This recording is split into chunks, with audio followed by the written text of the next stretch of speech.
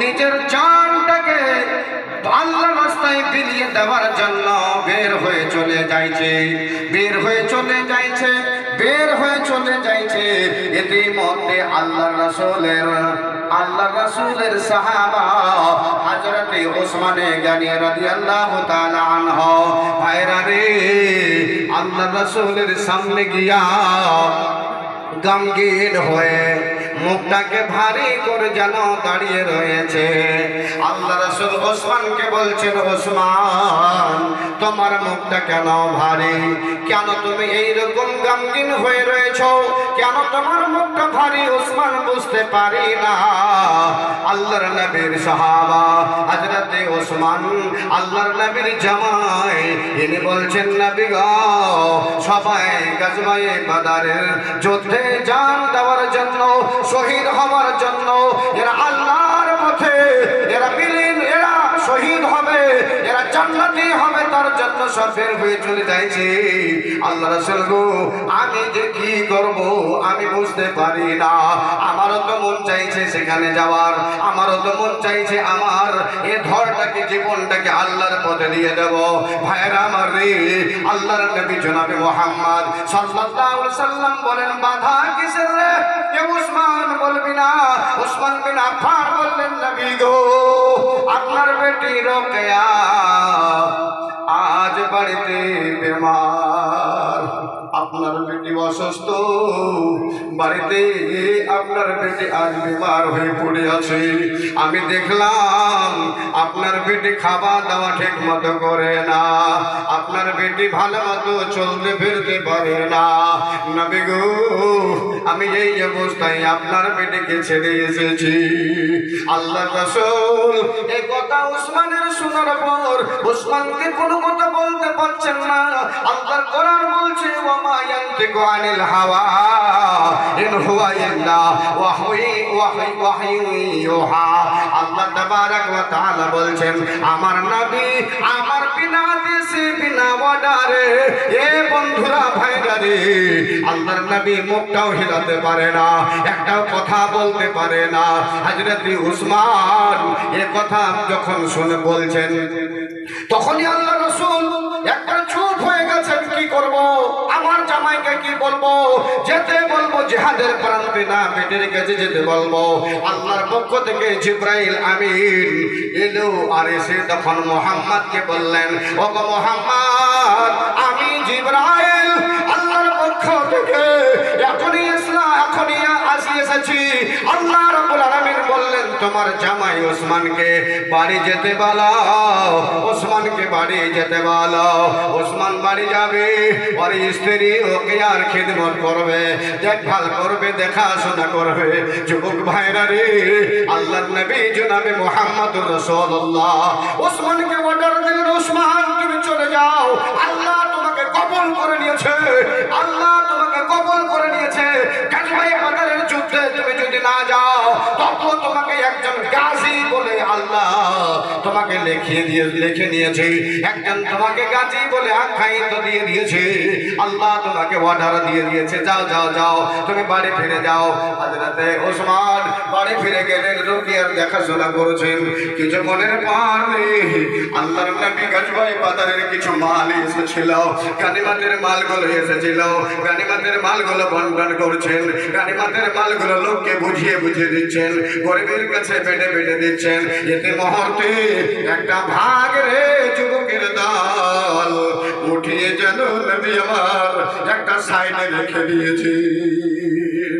সাহাবায়ে কেরামরা বলছেন, নবী গো, ও আল্লাহর রাসূল, আপনি তো কোনোদিন এইরকম কাজ করেন না, বাইতুল মালের একটা দানা কোনোদিন ঘটিয়ে রাখেন না, নিজে কোনোদিন বাড়ি নিয়ে যান না, এটা আপনার রেপোর্ট নাই। নবী গো, আপনি কি বলবেন না এই ভাগটা কার জন্য রাখা হলো?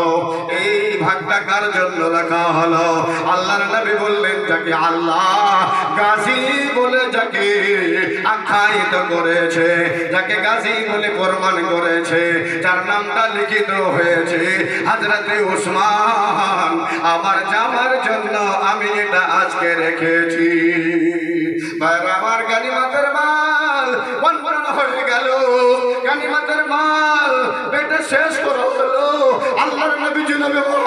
রাসূলুল্লাহ সাল্লাল্লাহু আলাইহি ওয়াসাল্লাম বাড়িতে গেলেন। বাড়িতে যাওয়ার পর রোকেয়াকে দেখতে যাবে, অসুখ রয়েছে। আল্লাহু আকবার। আল্লাহর নবী হাঁটতে হাঁটতে উসমানের বাড়িতে গিয়ে পৌঁছেছে। উসমানের বাড়িতে গিয়ে পৌঁছায় হযরত উসমান রসুলের আওয়াজ পেয়ে, শ্বশুরজির আওয়াজ পাওয়ার পর একটু বাড়ির দিক থেকে বের হয়েছে আল্লাহ রসুলের সামনে দাঁড় হয়েছেন। যখনই ওসমানের দিকে নবীর চেহারাটা পড়েছে, নজরটা পড়েছে, ওসমানের চোখ দিয়ে ঝরঝর করে পানি নেমে পড়েছে। কাঁদতে আরম্ভ করে দিয়েছে। যখনই কাঁদতে আরম্ভ করে দিয়েছে আল্লাহ রসুল বললেন, উসমান, উসমান কাঁদিস না। উসমানের কাঁদা আমার কোনোদিন বরদাস্ত হবে না, আমি বরদাস্ত করতে পারবো না। ওসমান রে তুমি কেঁদো না। ওসমানের কাঁদায় আল্লাহ রসুলের চোখ দিয়ে ঝরঝর করে পানি নেমে এলো। ওসমান বলছেন, ও গো আল্লাহর রসুল, আপনার বেটি হযরত রোকেয়া দুনিয়াতে নাই, আপনার বেটি দুনিয়াতে নাই। আল্লাহ রসুল বলছেন, তোমার স্ত্রী মরে গেছে তাই বলে তুমি কেন কান্না করছো রে উসমান? উসমান বলছে, নবী গো, আমার স্ত্রী বলে, আমার স্ত্রী মরে গেছে তাই বলে আমি এটার জন্য কাঁদি না। আমার ঘর থেকে রে, আমার বাড়ি থেকে আল্লাহর নবীর বেটি আজ খালি হয়ে গেল। মুহাম্মদের বেটি আজ আমার বাড়ি থেকে খালি হয়ে গেল। তার জন্য কাঁদছি গো। আমার স্ত্রী মরে গেছে বলে আমি কাঁদি না। যুবকের দল রে, আল্লাহর নবী জনাবে মুহাম্মদুর রাসূলুল্লাহ সাল্লাল্লাহু আলাইহি ওয়াসাল্লাম বললেন, ওসমান ধৈর্য ধর, ধৈর্য ধর, কাঁদিস না, কাঁদিস না।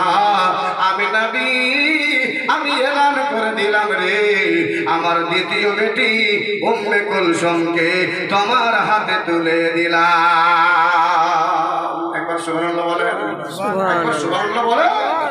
হযরত রোকেয়া মল্ল এলান করে দিল, কাঁদিও না উসমান, আমি দ্বিতীয় বেটি উম্মে কুলসুম তোমার হাতে তুলে দিলাম।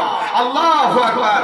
হ্যাঁ আমার বন্ধুরা আমার, আল্লাহ যেন কোনো ওই রকম বাড়িতে একটা সন্তান আছে, দুটা সন্তান আছে, ওই রকম কোন একটা মেয়ে বাড়ি থেকে মরে যায়, মরে যায়, এটা যেন কোনো বাড়িতে না হয়। বড় বিপদের কথা এটা। মা মরে যাবে, মা মরে যাবে, আর কচি কচি দুটো বাচ্চা থেকে যাবে, এটা খুব যেন দুঃখজনক কথা। এই বাড়িটাতে একটা বিরাট একটা অসুবিধা জন্মে যায়। আর আমার আল্লাহ রাসূল সাল্লাল্লাহু আলাইহি ওয়াসাল্লাম উম্মে কুলসুমকে দেওয়ার কথা বললেন, আমি তোমাকে উম্মে কুলসুমকে তোমার হাতে আবার তুলে দিলাম। ভাইরা, উম্মে কুলসুম তার স্ত্রী হয়ে গেল, রোকেয়া দুনিয়া থেকে বিদায় হয়ে গেলেন। কিছুদিন এরকম ছিল, আর থাকতে থাকতে হঠাৎ করে আবার ফের উম্মে কুলসুম তার দ্বিতীয় স্ত্রী দুনিয়া থেকে ফের চলে যাচ্ছেন, ফের মরে যাচ্ছে দুনিয়া থেকে।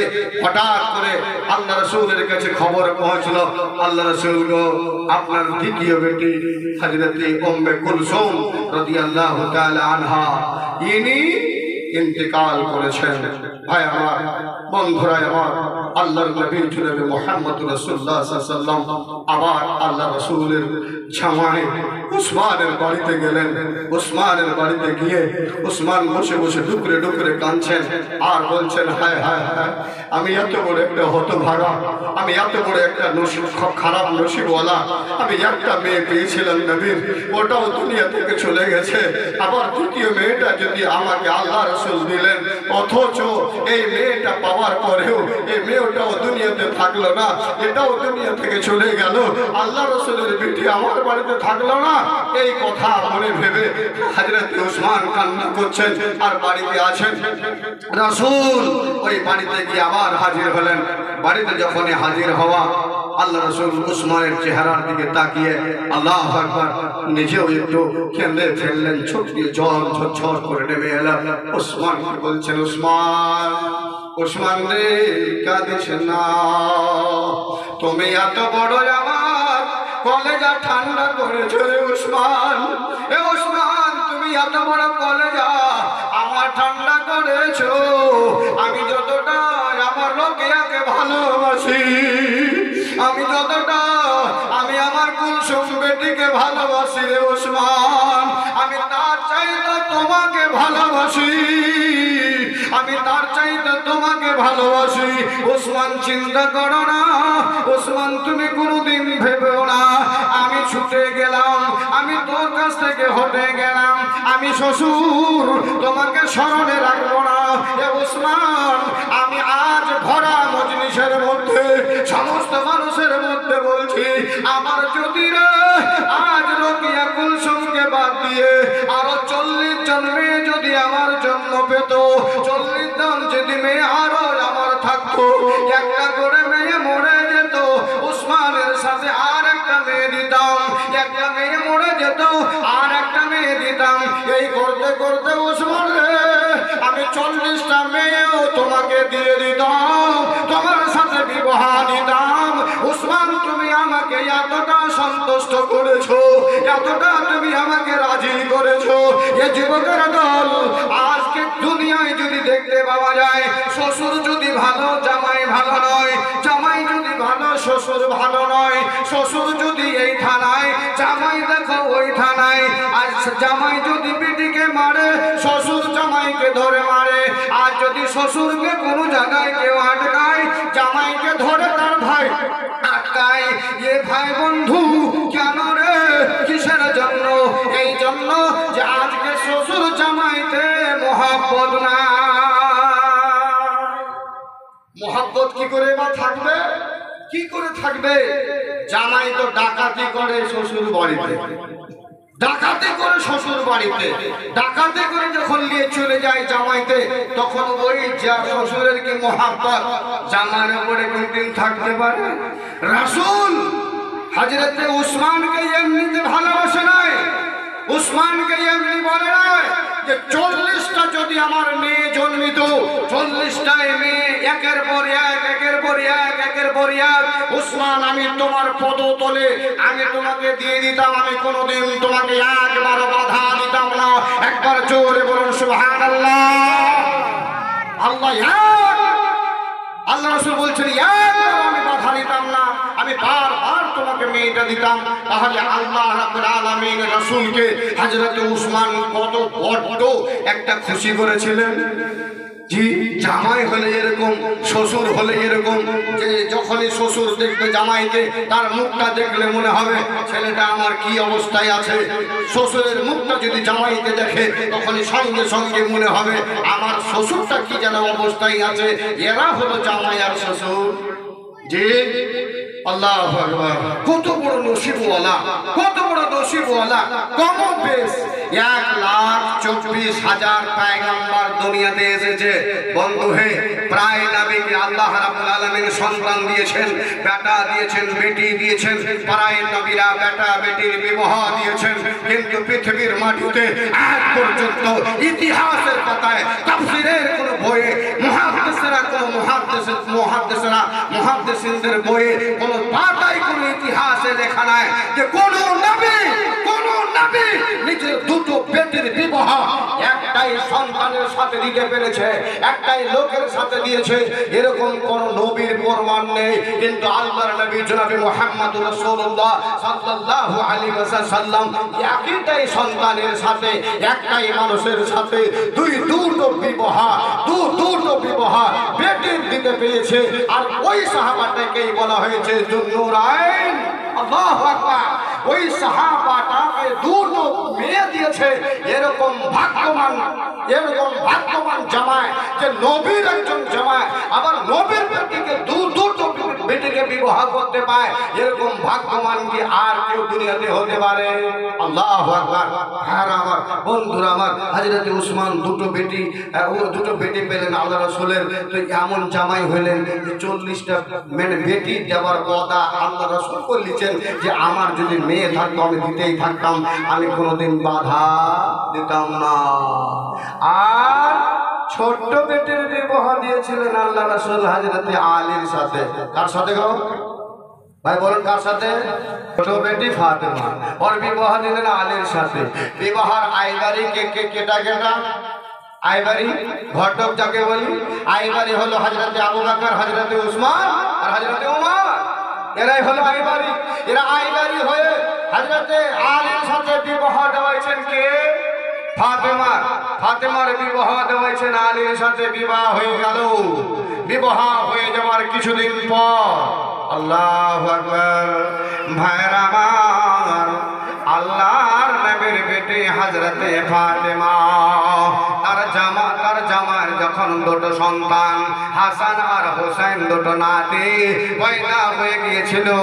একজন নাতি তার কোলে, বড়টা তার হাঁটাহাঁটি করছিল। আল্লাহর নবীর বেটি হযরতে ফাতেমা একজন ছেলেকে কোলে নিয়া আর হাসানকে হাতখানা লোক দুটো ধরে হাঁটতে হাঁটতে হাঁটতে হাঁটতে আব্বার বাড়িতে গিয়ে হাজির হলো। আব্বার বাড়িতে গিয়ে যখন হাজির হয়েছে, মা ফাতেমা আল্লাহর নবীর সামনে কেঁদে যেন বলল, কাঁদতে লেগেছেন। যখনই চোখ দিয়ে ঝরঝর করে পানি পড়ছে, আল্লাহর নবী বলছেন, ফাতেমা রে কেন কাঁদছিস? কি হলো মা? কে তোকে সাজিয়েছে? কে তোকে জ্বালা যন্ত্রণা করেছে? জামাই নাকি তোকে মেরেছে? কি হয়েছে রে মা? কেন কাঁদছিস বল? মা আল্লাহর বেটি ফাতেমা তখন বলছে, রাসূল গো, আল্লাহর নবী আব্বা জান, আমি আর আলীর বাড়িতে যাব না, আমি আলীর ভাত আর খাবো না, আলীর বাড়িতে আর যাব না। আল্লাহ রাসূল বলছেন, ফাতেমা রে কি হলো, কেন যাবি না? ফাতেমা বলছে, তোর জামাই আলী রে আজ আবু জাহালের বেটিকে বিবাহ করার জন্য পয়গাম দিয়েছে, বিবাহ করার জন্য তোমার জামাই আজ কথা বলেছে। আমার কানে আওয়াজ